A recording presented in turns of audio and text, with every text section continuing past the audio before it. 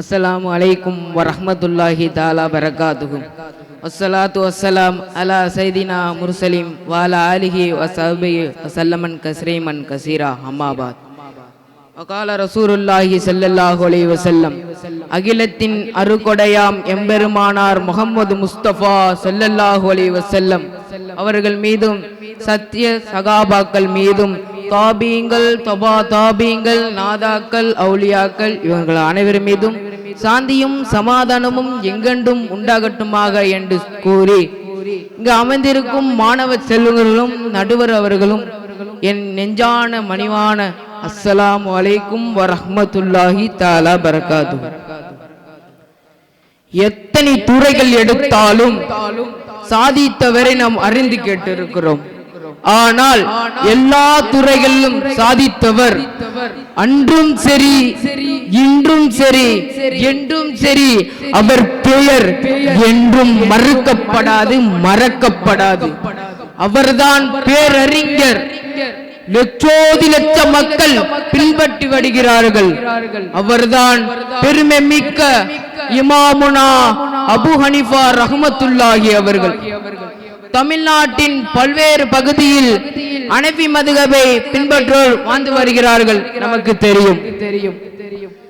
இமாம் Abu Hanifa நுஅ்மான் இப்னு சாபித் ரஹ்மத்துல்லாஹி அவர்கள் ஃபிக்ஹ் கருத்தையும் சிந்தனையும் மதுஹப் என்ற பெயரில் அறிவிக்கப்படுகிறது.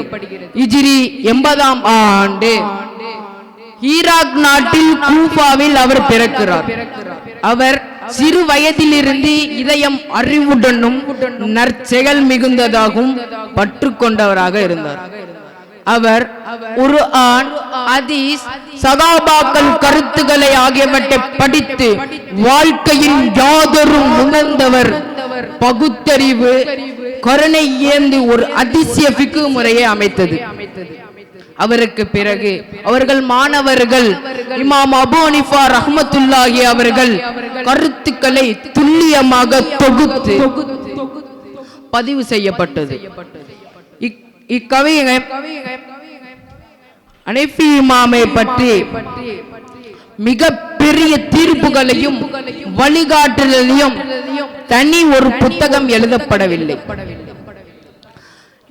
ஆனால் அவர்கள் மாணவர்கள் இமாம் அபு யூசுப் ரஹ்மத்துல்லாஹி அவர்களும் மற்றும் முஹம்மது இப்னு ஹசன் அஸ்-ஸபனியா ரஹ்மத்துல்லாஹி அவர்களால் அனைத்து கருத்துக்களையும் பாடங்களையும் ஒழுங்குபடுத்தி உலகிற்கு வழங்கப்பட்டது.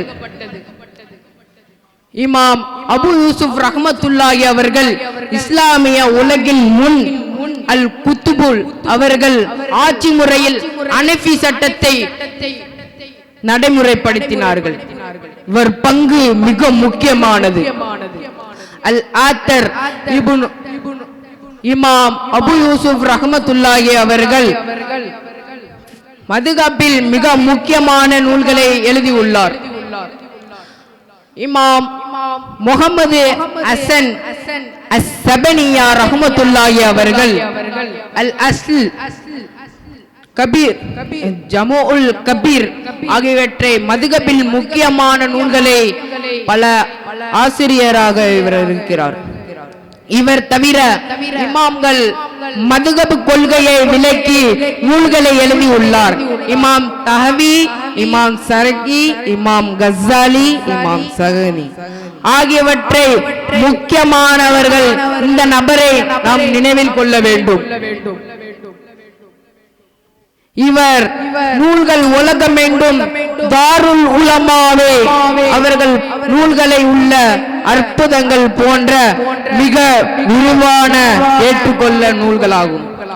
குர்ஆன், ஹதீஸ், இஜ்மா, உலமாக்களின் கருத்துக்களையும் கியாஸ் ஒரு பொருள்களையும் கொண்டு செயல்படும் ஒப்பிட்ட தீர்வுகளும் சமுதாய நலனை கருத்துக்களையும் கொண்டு சிறந்த தீர்ப்புகளையும் தேர்முறையிலும் எண்ணப்படும். இஸ்திஹ்ஸா ஆகிய போன்ற 5 கடமைகள் மீது ஹனஃபி ஃபிக்ஹ் அமைத்துள்ளது. தொழுகை, நோன்பு போன்ற இஸ்லாமிய கடமைகள் சரியாக பின்படுத்த வேண்டும் என்றால் 4 மதுகபில் ஒன்றை அவசியமாக பின்பற்ற வேண்டும். இத்துடன் என் செய்தியை முடித்துக் கொள்கிறேன். வாகி தவானா வல்ஹம்துலில்லாஹி ரப்பில் ஆலமீன். அஸ்ஸலாமு அலைக்கும் வரஹ்மத்துல்லாஹி தஆலா பரகாத்துஹு.